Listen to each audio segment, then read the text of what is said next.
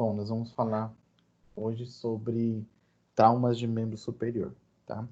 Por questões didáticas e para ficar mais fácil para a gente entender, eu acabei compactando duas aulas aqui, que é a aula de traumatismo e já junto o tratamento desses traumatismos, tá? Para que não fique uma aula dispersa, né? Fica a primeira aula sobre o traumatismo e depois a gente falaria lá na frente, um outro momento, sobre a aula de tratamento. Então eu acabei compactando, colocando tudo junto para ficar até mais fácil para a gente entender, tá bem? Então, antes da gente falar dos membros superiores, né, de trauma em membro superior, nós temos que entender uma coisa. O nosso membro superior, que na verdade a gente pode chamar de dos complexos superior, ele é composto por ossos, né, como úmero, escápula, clavícula, e aí tem na sua composição ainda também as cápsulas, né, cápsula articular, glenomeral, aí eu tenho ligamento, tem diversos ligamentos presentes no complexo do membro superior, e um conjunto de músculos, tá? Elas têm uma particularidade que é uma articulação na qual ela tem a sua função tridimensional, ou seja, ela consegue executar diversos movimentos em diversas amplitudes, né?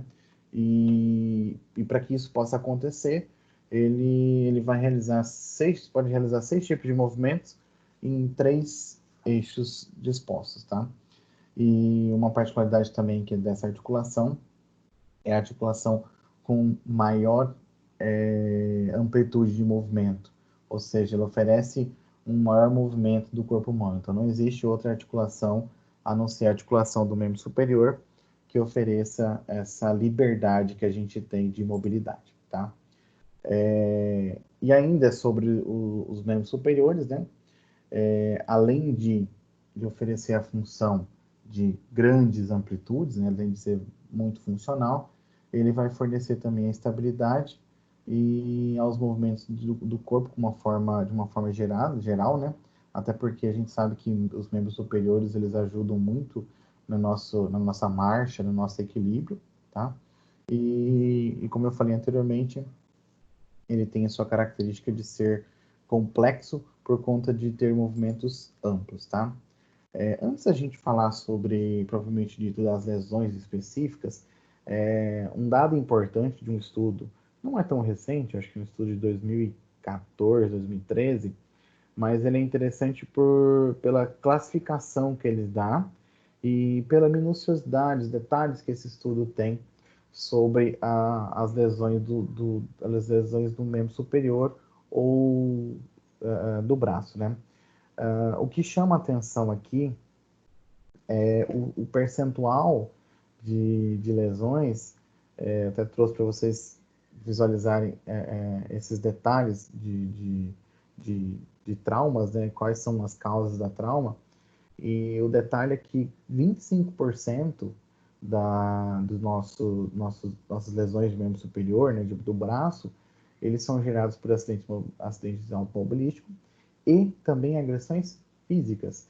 É um dado assim que é interessante mostrar para vocês e também preocupante, né? Porque, ou seja, 25% da população que sofre uma lesão no braço sofre por agressão física. Eu diria que isso é bem preocupante. Se a gente comparar, por exemplo, com arma de fogo, né? Depois ferimento, o FAF, né? Que é ferimento por arma de fogo, queda da própria altura e queda de braço. Então, ou seja, 25% da população brasileira, ou da população, na verdade, que foi atendida nesse estudo, né, nesse hospital, sofre de agressão física. Isso é um dado bem preocupante, principalmente para as lesões de membro superior, tá? E aí, para nós, enquanto fisioterapeutas, esse dado é interessante para que nós podemos fazer a nossa intervenção, às vezes encaminhar o paciente para um psicólogo por conta desse tipo de agressão, enfim, porque a gente sabe que isso pode estar acontecendo, tá? E agora eu vou entrar numa série das principais lesões que acometem o membro superior, tá?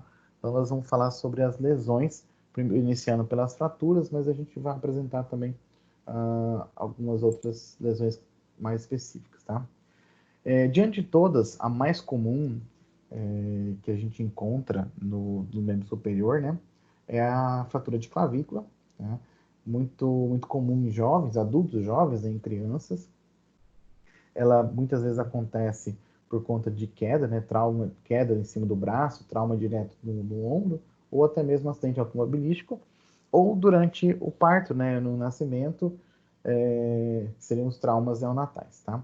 Ele é uma fratura fácil de ser diagnosticada, basta você fazer um raio-x. É claro que se for uma fratura com deslocamento, né, de fragmento ósseo, a gente consegue visualizar, né? Mas se for um traço de fratura apenas, trincado, a gente precisa de um raio-x. Mas é simples, basta o raio-x que a gente consegue fazer o diagnóstico dessa fratura, tá? Essa fratura tem umas classificações importantes, né?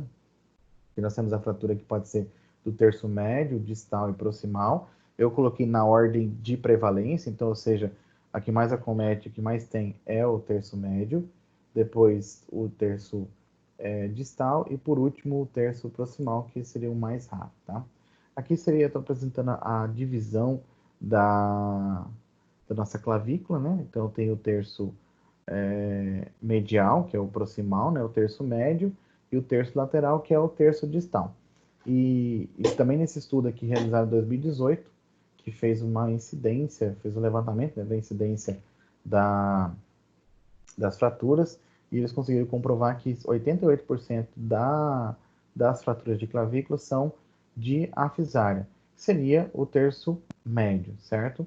Enquanto o terço lateral e o terço medial estão o terço lateral com 11% e o terço medial com apenas 1% de lesões de fratura, tá bem? Então, é comprovado que as lesões de clavícula, elas são mais comuns no terço médio, tá? É mais comum esse tipo de fratura. E em questão de dados de idade, nós temos adultos jovens, tá? Com uma certa predominância do sexo masculino. Então, é mais comum acontecer essa fratura em pessoas que vai ter entre 12 e 20 anos, tá?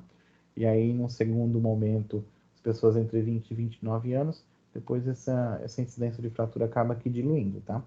Entre 12 e 20 anos, a prevalência é maior em homens, né? Como está apresentado no gráfico, mas é uma fratura comum em adultos jovens. Depois ele vai aparecer lá na fase adulta, já idoso, né? Na terceira idade, acima dos 80 anos também é comum, mas nada supera o adulto jovem, tá? Aqui estou apresentando para vocês os tipos de fratura, tá? Eu tenho a primeira imagem, que vocês vão ver lá no superior. Vamos fazer uma leitura de superior esquerdo, certo? Que mais no centro. Depois a gente à direita, embaixo e à esquerda de novo. Fazer um quadrado, tá? Então, assim, a primeira imagem ali em cima, eu tenho uma fratura do terço distal, tá? Vocês podem ver aqui o terço distal da nossa clavícula. Eu tenho a segunda imagem da direita, uma fratura no terço proximal, do terço médio, perdão, certo? No terço médio. E logo embaixo tem um processo de consolidação óssea do terço médio, tá? Tem uma consolidação. E logo a outra imagem, eu tenho uma fratura do terço proximal com uma luxação acromioclavicular, tá?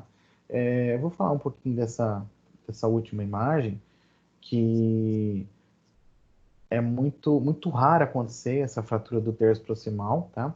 É muito comum em pessoas que sofreram politrauma, são politraumatizados, mas é raro a pessoa da queda de própria altura sofrer uma fratura de terço proximal da clavícula, tá? Então é mais comum, como eu mostrei no gráfico anterior, é mais comum o terço médio por conta de queda da própria altura, tá? Ou algum outro tipo de acidente. Mas para que a pessoa possa fraturar, que é muito raro o terço proximal, acaba que sendo uma pessoa que sofreu múltiplas fraturas, né, que a gente chama de politrauma, tá? O tratamento, como seria? A princípio, o tratamento clínico, né? Nós temos a parte medicamentosa, o médico vai entrar com anti-inflamatório, analgésicos, e se for tratamento cirúrgico, vai entrar com parafuso, placa ou fio de Kirchner, como está apresentado aí na imagem, tá?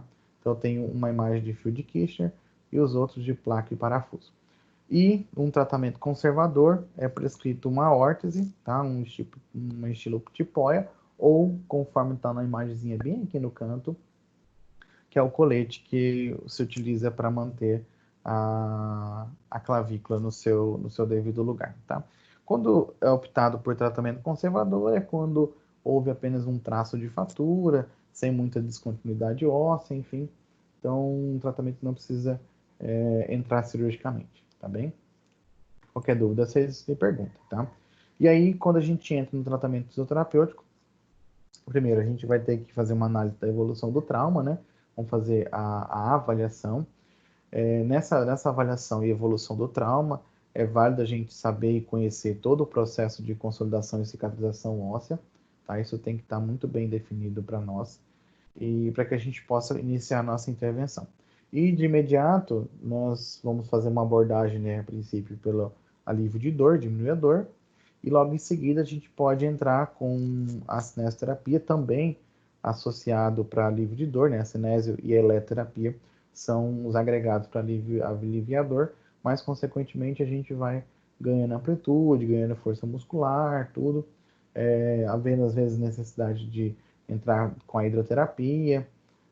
Turbilhão também ajuda bastante, apesar que um pouco limitante, né, para fratura de clavícula, é mais para cotovelo e punho e mão, mas a hidro também é um grande aliado, né, para substituir o turbilhão, que é um pouco inacessível por conta da localidade da fratura.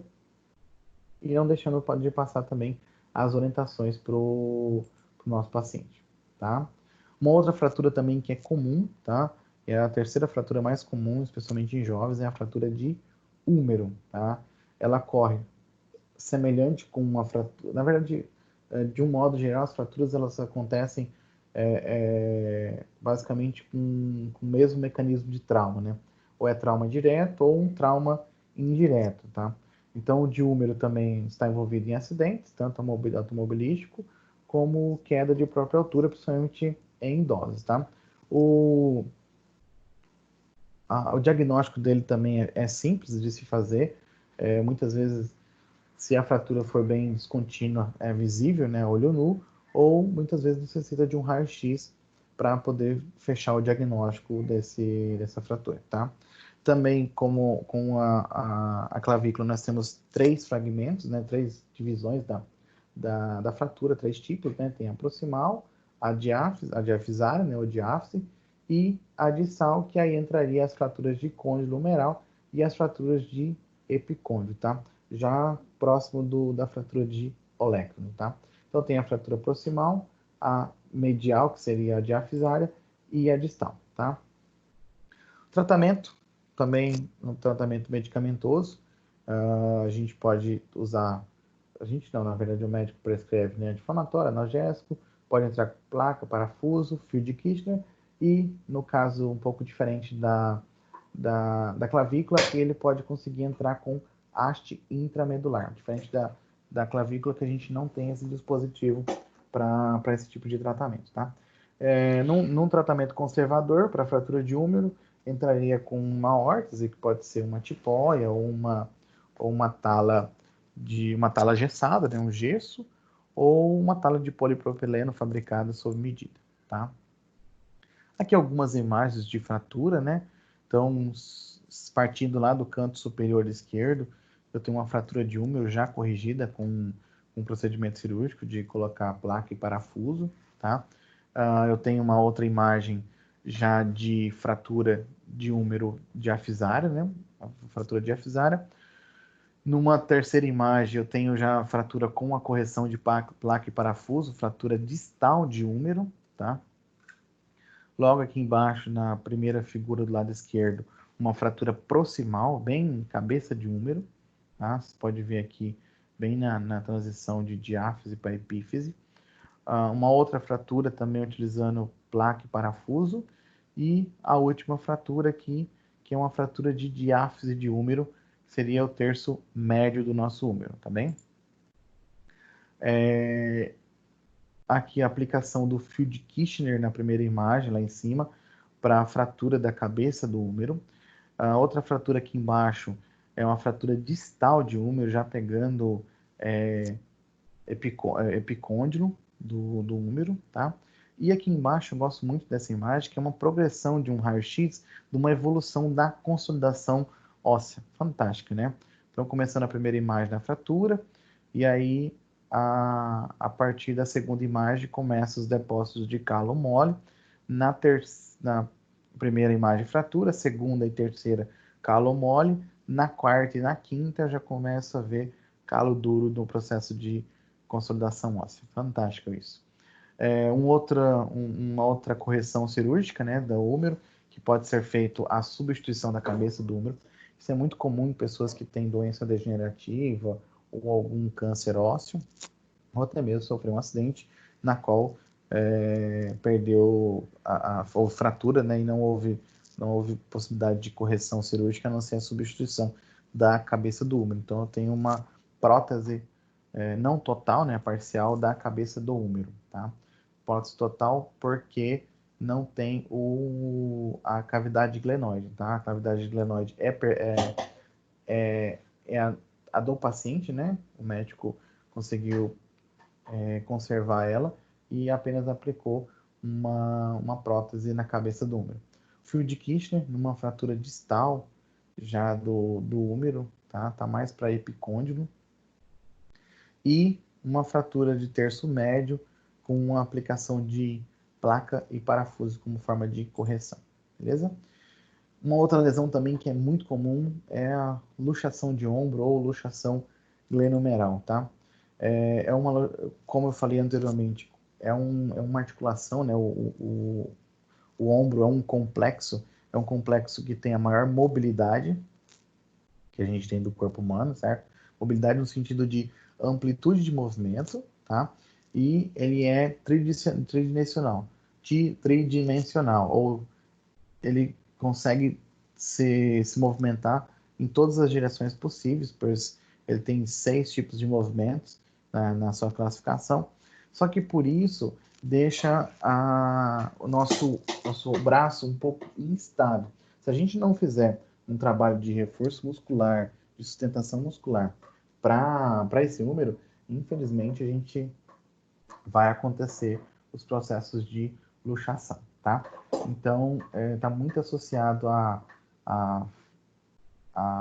perda de força muscular, ou o que a gente vai classificar como instabilidade articular, leva a esse processo de luxação. A luxação de ombro ou de húmero, na verdade, todas as luxações, elas podem acontecer igual a fratura direta ou indireta. Então, o que seria diretamente? Quando o paciente sofre um trauma, ele leva uma lesão, leva uma pancada, enfim, um trauma diretamente no ombro, ou até mesmo uma queda, e aí leva à luxação, mas um trauma direto, certo? E um trauma indireto seria por fraqueza dos estabilizadores, tanto ativo quanto passivo, da glenoide, o complexo do ombro, ou o manguito rotador está fraco, e aí o indivíduo com movimentos que deveriam ser naturais, ele acaba aqui luxando o seu ombro, tá? Uma outra característica, além de ser tridimensional, a própria glenoide, que é onde acopla, né, a cabeça do húmero, ela tem a sua característica de ser rasa, né, se for comparado pela cabeça do húmero. Quando a gente observa o acetábulo ele preenche quase 50% da cabeça do fêmur, enquanto que a glenoide, ela além de ser rasa, ela vai preencher em torno de 25 a 30% da cabeça do nosso húmero, tá?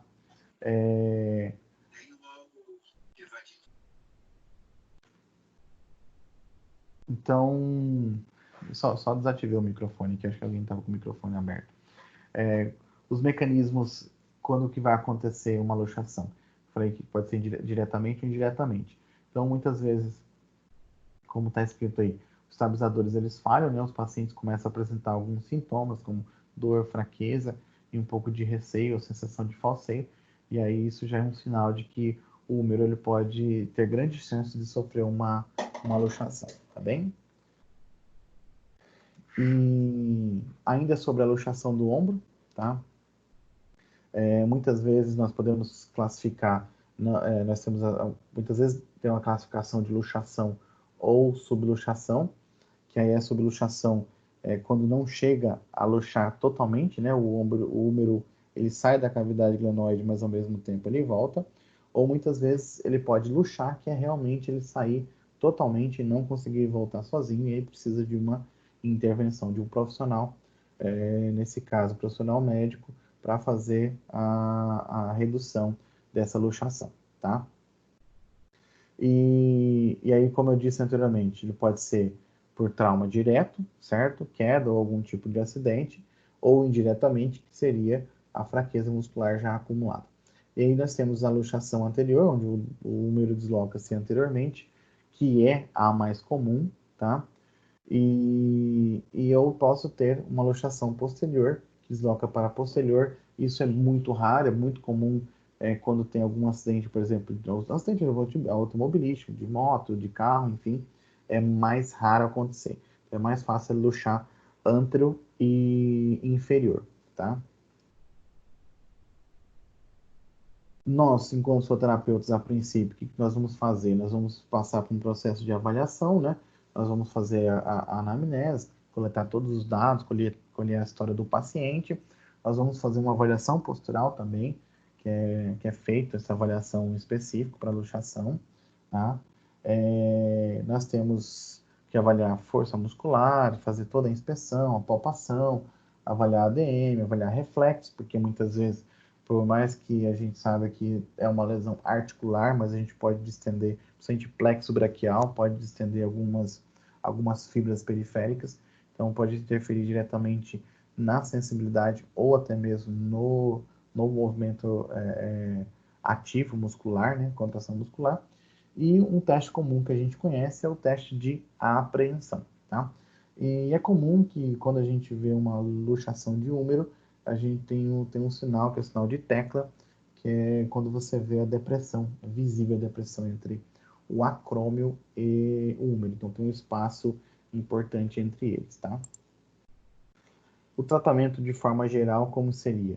Então eu tenho, a princípio, o tratamento cirúrgico medicamentoso, que pode entrar como anti-inflamatório, analgésico, e vai haver um reparo de lábio ou de cápsula quando houver a necessidade. Porque boa parte das luxações, subluxação, às vezes tem só uma lesão parcial dessas estruturas que com tratamento conservador eles conseguem se recuperar. Mas quando eu tenho a luxação, o húmero saiu da glenoide e não conseguiu voltar, é bem provável que tenha lesado o lábio, tá? Ou labrum, ou tenha lesionado cápsula. Então, o médico cirurgião ele vai ter que abordar, vai ter que fazer essa abordagem via artroscopia. E aí, quando na abordagem, claro que exames de tomografia e ressonância, eles vão conseguir identificar, mas só lá no ato da cirurgia que ele consegue ver realmente quais são os sintomas ou quais são as reparações que precisam ser realizadas, tá? Dentro da fisioterapia, após aquele critério de avaliação, nós vamos trabalhar com diminuição de dor, corrigir postura, ganhar força muscular e melhorar a ADM, tá? Como a gente ganha ADM? Alongamento e cinésio, ganhar força muscular, exercícios resistidos e cinesioterapia, a correção postural, exercício postural, reeducação postural e orientação, tá? Porque muitas vezes o paciente ele vai ter que ficar um tempo imobilizado, tanto o tratamento conservador quanto o tratamento cirúrgico, então a gente precisa fazer uma correção postural para que esse tempo de imobilidade ele não tenha consequência em outras regiões ou estruturas. Na diminuição de dor a gente pode realizar através da cinésio, da eletro ou da hidroterapia, tá? Aqui um exemplo de luxação acromioclavicular. Olha ali na primeira imagem maior em cima, eu tenho a distância entre o processo coracoide e a clavícula, tá? Então, do lado esquerdo do paciente tem 12 milímetros, enquanto do lado direito eu tenho 26 milímetros, que seria a nossa luxação acromioclavicular, tá?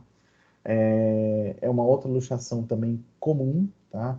Não só a luxação, eu vou até estender que não só a luxação acromioclavicular, mas a gente tem também a inflamação acromioclavicular, que também é muito comum acontecer, tá? Dentro do nosso dia a dia clínico da fisioterapia.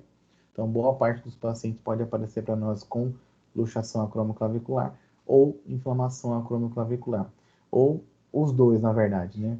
Luxou e aí inflamou, tá? Como eu disse, também é uma luxação comum, tá? Não é tão raro acontecer, é muito comum acontecer. Tem a sua predominância em homens, tá? Ela acontece, como toda luxação que eu falei, ela acontece via trauma direto ou indireto, tá? Então o indivíduo pode cair sobre o úmero. Na queda sobre o ombro, na verdade, ele pode ou ele luxar o ombro, ou luxar a clavícula, ou fraturar a clavícula. Então, numa queda, podemos ter esses tipos de consequência, tá? A mais comum é o indivíduo que cai sobre o ombro.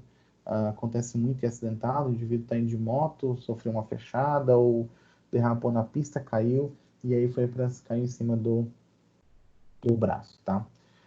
Acontece muito também, eu já vi vários pacientes que sofreram quedas de moto e caíram com o braço em abdução. Então, essa abdução gerou um impacto entre a crômio e a clavícula, e aí esse impacto também pode gerar uma luxação ou simplesmente um processo inflamatório, tá? Quando é um trauma indireto, o indivíduo vai cair frequentemente com a mão espalmada, e aí o mesmo atrito que o indivíduo cai com o ombro abduzido, ele pode cair com a mão espalmada, tá? Os sinais clínicos também é o sinal de tecla de piano, tá? Semelhante ao sinal que a gente encontra lá na luxação humeral, que é onde tem uma queda, né, do húmero em relação à escápula ou à clavícula. Nós temos algumas classificações, tá? Eu vou apresentar para vocês, mas essa classificação é mais uma classificação clínica, até porque para o nosso tratamento muitas vezes não vai diferenciar muito, tá? Mas é válido a gente saber, até porque quando a gente tem o tipo 1 de luxação acromioclavicular, eu tenho a classificação como entorse, né? Aí eu tenho a luxação com ruptura de ligamento, que é o tipo 2. No tipo 3, eu tenho a luxação com um espaço coracoclavicular aumentado, entre 25% a 100%, com ruptura de todos os ligamentos. E a luxação posterior da clavícula, com ruptura de todos os ligamentos. E outra classificação, que é o tipo 5, luxação com espaço coracoclavicular aumentado entre 100% a 300%, com ruptura de todos os ligamentos. É muito comum que quando acontece as tipo 2, 3, 4 e 5, o indivíduo ele precisará passar por um procedimento cirúrgico, enquanto que entorse o tipo 1, ele consegue fazer um tratamento conservador, tá? E aí, dentro do tratamento conservador, é aconselhável o indivíduo usar tipóia por 6 a 8 semanas, tá? Isso é uma recomendação clínica, tá? Mas durante esse período de utilização de tipóia, ele deve estar fazendo reabilitação, tá? Para a gente conter processo inflamatório, para a gente conter dor, ganhar e manter ADM, enfim. O tratamento cirúrgico, né? O mais comum é a fixação com o fio de Kirchner. Então, nos graus 2, 3, 4 e 5, é comum o tratamento com um fio de Kirchner, enquanto que o grau 1 é o tratamento conservador, tá? Em termos de complicação, o indivíduo pode ter a sua ADM reduzida, né? Ou subluxação permanente, ou seja, o indivíduo se tratou conservadoramente, ele tem grandes chances de ter recidivas por conta desse tratamento, tá? Uma outra lesão comum de membro superior é a lesão de fratura de olecno, tá? Muito comum, tá? comum em adulto, adulto jovem. Também tem a sua classificação de trauma direto ou indireto. Geralmente ela é cominutiva, tá? Quando é trauma direto, quando é trauma indireto, quando o indivíduo cai com a mão espalmada, e aí pode acontecer uma avulsão do tríceps.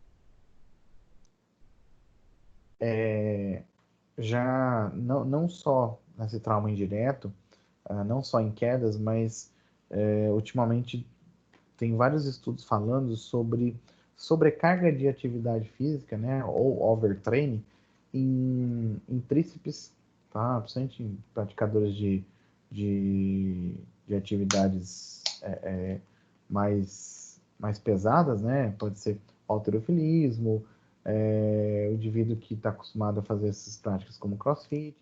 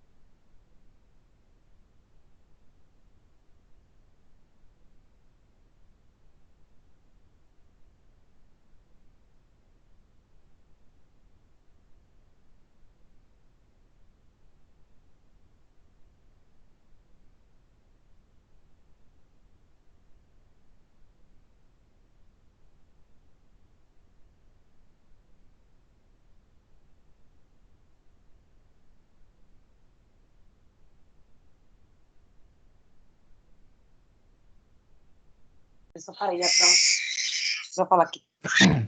Prof, eu não sei se é só para mim, mas ficou mudo. Oi, voltou agora? Aonde ficou mudo?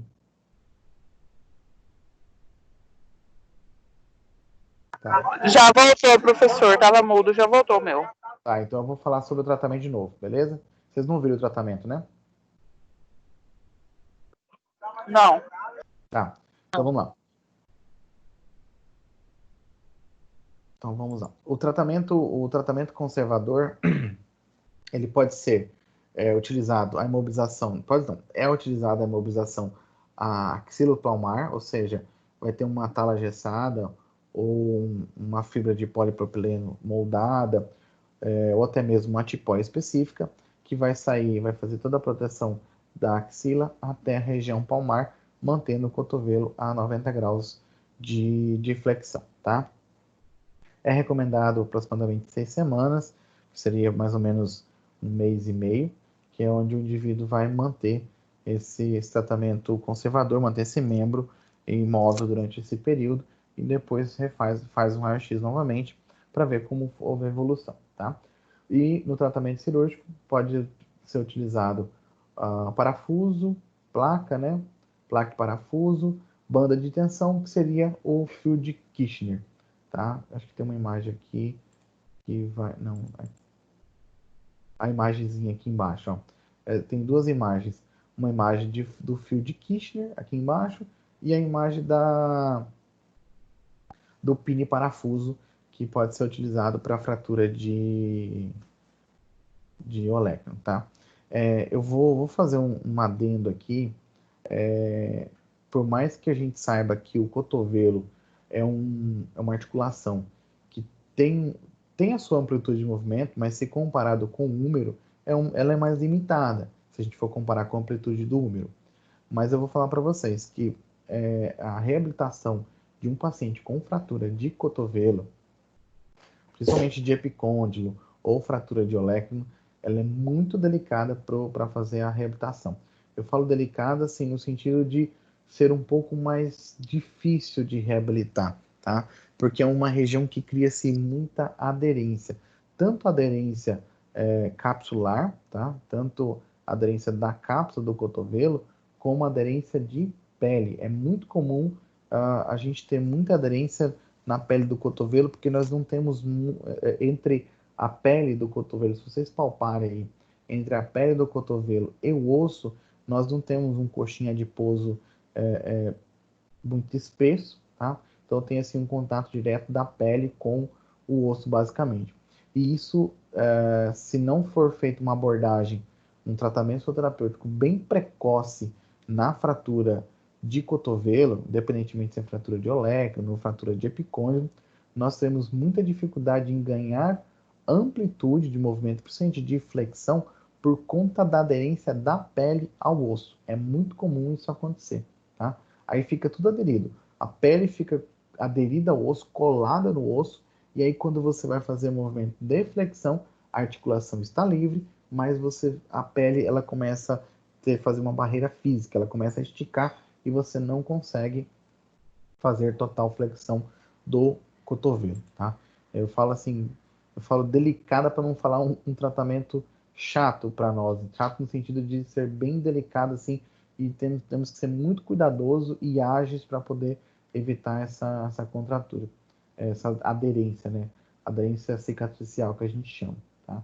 E uma vez adquirida, infelizmente é muito difícil para a gente reverter essa aderência, tá?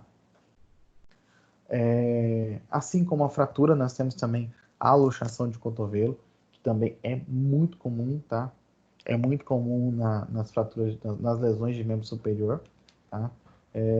Fala-se que é a segunda mais comum do nosso corpo, em termos de luxação, né? A luxação do ombro é a primeira e a segunda luxação é a luxação de cotovelo. Vocês estão vendo que é bem repetitivo, né? O mecanismo de trauma. Sempre membro superior ou trauma que seja de fratura ou luxações, trauma direto ou trauma indireto, tá? Ou a pessoa sofreu uma contusão, uma pancada que seja específica na articulação, ou ela sofreu uma queda ou alguma outra coisa que possa levar a fazer isso, tá? No caso da luxação do cotovelo, ela acontece raramente por trauma direto e muito comum. Só um pouquinho, acho que alguém pediu o controle aí. É muito comum acontecer por trauma indireto a luxação de cotovelo, tá? Então, a luxação de cotovelo é muito comum acontecer por trauma indireto. A pessoa cai com a mão espalmada e aí aí fala que uma combinação de forças em valgo e aí essas forças elas levam um deslocamento do cotovelo com o húmero, tá? É muito comum isso acontecer. E aí ela pode ser classificada como uma luxação simples, né? Simplesmente luxou ou subluxou, né? Saiu e voltou, ou simplesmente saiu, fez a luxação e não voltou. Ou essa luxação ela pode estar associada que seria a complexa, né? Associada a algum tipo de fratura. A mais comum é a cabeça do rádio, mas essa luxação de cotovelo pode estar associada à fratura do epicôndilo, pode estar associado à fratura do olecranon e à fratura da cabeça do rádio, que é a mais comum, tá? E aí, em termos de classificação, quando ocorre as fraturas, né, associadas à luxação, a gente classifica a fratura ao invés de luxação. Então, quando é complexa, que é a fratura, a gente deixa de falar que é luxação e passamos a falar que é uma fratura de cotovelo, tá? Tem uma observação que é legal, que quando a luxação ocorre associada à fratura de cabeça do rádio e o processo coronoide, certo? Que na UNA, é caracterizada a tríade terrível do cotovelo, que evolui com instabilidade crônica do cotovelo. Ou seja, mesmo que passam por procedimento cirúrgico, infelizmente o cotovelo vai ser instável definitivamente, tá?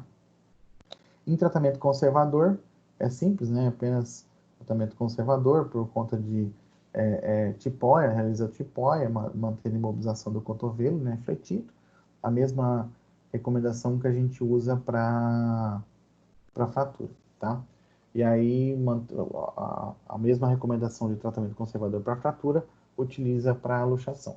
Mantém ali uma tala engessada, uma tipóia que seja, mantendo ele estável por algumas semanas, e aí ele consegue desinflamar. Claro que provavelmente o médico vai passar algum medicamento inflamatório, né, anti-inflamatório, para poder desinflamar e manter esse tratamento muito bom, tá? Eu trouxe alguns exemplos para vocês de luxação do cotovelo.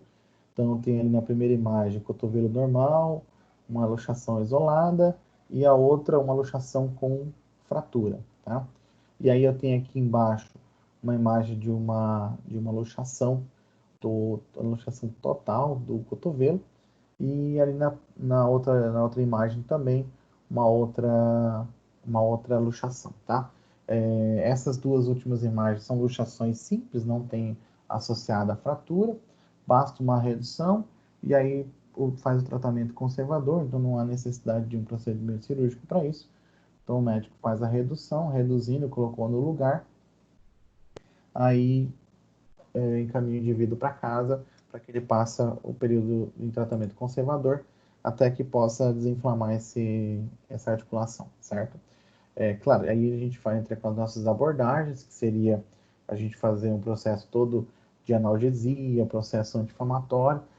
Nesse primeiro momento que ainda estiver processo inflamatório agudo, a gente evitar um pouco de imobilidade, tá? E aí, assim que for passando do caso agudo para o subagudo, a gente já começa a ganhar um pouquinho mais de mobilidade, assim como força muscular, tá? Uma outra fratura que é comum também em membro superior, que é a fratura de cabeça de rádio. Ela representa 33% das fraturas de cotovelo, acomete mais indivíduos jovens, também por trauma, pode ser por trauma direto ou indireto, tá? É comum no trauma indireto quando o indivíduo cai com a mão espalmada, então a gente viu agora há pouco a luxação, então a luxação do cotovelo, ela leva a uma fratura, pode levar a uma fratura da cabeça do rádio, tá? Nós temos 4 classificações da fratura da cabeça do rádio. Uma fratura é quando o tipo 1 é quando não tem desvio, né? A 2 desviada, a 3 cominutiva e a 4, que é a pior, que é associada com a luxação do cotovelo. Então fez a luxação e essa luxação levou a uma fratura de cabeça de rádio, tá? O tratamento conservador é a tipóia, que a gente conhece, né?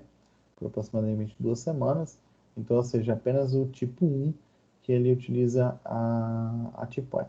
E o restante das fraturas, tá? As desviadas, cominutivo e associado com luxação de cotovelo, deverão passar por um procedimento cirúrgico, tratamento cirúrgico, com parafuso, placa ou fio de Kirchner, tá? E aqui trouxe alguns exemplos, né, de placa na cabeça do rádio, parafuso, uma prótese total de cabeça de rádio, tá? E a ressecção, muitas vezes, infelizmente, o indivíduo não tem uma boa aceitação à prótese ou não tem condições de o médico fazer uma abordagem do parafuso ou de uma placa na cabeça do rádio, e aí com isso é preciso fazer uma ressecção. Claro que esse procedimento de ressecção também pode estar presente em alguns tratamentos oncológicos, né, para tentar extinguir o câncer que deve ter acometido a região, tá bem? E fraturas da região do carpo e falange, incluiria punho e mão, tá? As fraturas do metacarpo e das falanges correspondem a um total de 10% de fraturas do membro superior, então é um percentual baixo, certo? Só que das fraturas de mão, ela representa 80%, certo? Sendo mais presente no primeiro e no quinto raio do metacarpo, tá? Boa parte de mecanismo traumático, tá? É um pouco raro ser uma fratura com trauma indireta, a maioria é direto, tá? Sente acidente de trabalho, prática de esportes ou queda de própria altura é muito comum, tá? É muito raro acontecer um trauma indireto, tá? Então, muitas vezes a fratura do carpo, do metacarpo e das falanges são trauma direto, tá? Os estudos trazem que não há uma classificação, tá? Não tem uma classificação específica dos tipos de fratura, até porque as fraturas são classificadas de acordo com a região, com o osso acometido, tá bem? Trouxe para vocês um exemplo também de tratamento, tá? Tratamentos cirúrgicos da fratura de falanges, tá? Então, eu tenho aqui a primeira fratura, lá a primeira imagem, outra imagem com o fio de Kirchner, e lá embaixo uma imagenzinha com o pino e parafuso para colocar na falange. Confesso para vocês, a pessoa tem que ser muito boa cirurgiã, tem que ser um bom cirurgião, ou uma boa cirurgiã, né, para conseguir colocar uma plaquinha e um parafusinho daquele tamanho na região de falange. Uma cirurgia bem minuciosa, que requer muito cuidado, tá? E aí, dentro da fratura de metacarpo e as fraturas de falange, nós temos também o tratamento cirúrgico, né, que pode ser por fio de Kirchner, parafuso, placa e parafuso, ou o tratamento conservador, que muitas vezes é o mais comum, né? Normalmente é feito por imobilização do dedo, da região. Então, o médico muitas vezes faz a redução, ou seja, houve a fratura, ele coloca no lugar, pede para fazer uma tala gessada, que é mais comum, até mesmo para dar uma certa segurança para a região, e aí mantém essa tala gessada por um período, e aí vai acompanhando via raio-x como está a evolução dessa fratura. Eu, particularmente, já acompanhei dois colegas próximos, duas pessoas próximas a mim com esses tipos de fratura, e ambas foram realizadas tratamento conservador, a princípio com tala gessada, durante uma semana e meia, 2 semanas, aí depois entrou com tala de polipropileno fabricada sob medida, e por fim, aquelas de velcro para manter uma certa segurança no realizamento das atividades, tá? Então, apresentei para vocês as lesões mais comuns com seus devidos tratamentos para membro superior, tá? Vou fazer um fechamento aqui de tratamento que é interessante, porque o que a gente tem que pensar enquanto fisioterapeutas que vai tratar lesões, independentemente se é do membro superior, se é de coluna, se é de membro inferior. Vou tratar fratura, eu preciso conhecer o processo de consolidação óssea. Isso não tem como fugir, infelizmente, tá? Eu preciso conhecer o processo de consolidação, tá? Num segundo momento, na avaliação sua, você tem que identificar qual tipo de fratura, tá? Vai identificar no sentido de mecanismo de trauma, colher a história do indivíduo, ver como que é a questão nutricional dele, para a gente conseguir, ou até mesmo idade, que vai influenciar no nosso tratamento em relação à reabilitação da fratura, tá? Então, a gente passa por essa coleta de dados do nosso indivíduo. Então, depois que a gente já sabe o processo de consolidação óssea, nós vamos coletar as informações do nosso paciente em relação à avaliação, tanto a anamnese quanto a avaliação física do meu indivíduo, tá? Mas, como eu disse, o processo inflamatório tem que estar muito evidente para nós, principalmente quando a gente for trabalhar com fraturas, tá? E aí, a gente vai identificar o tipo de fratura no sentido de lesão, qual região, aquela região, quais são as estruturas que estão ali adjacentes que podem ser acometidas, tá?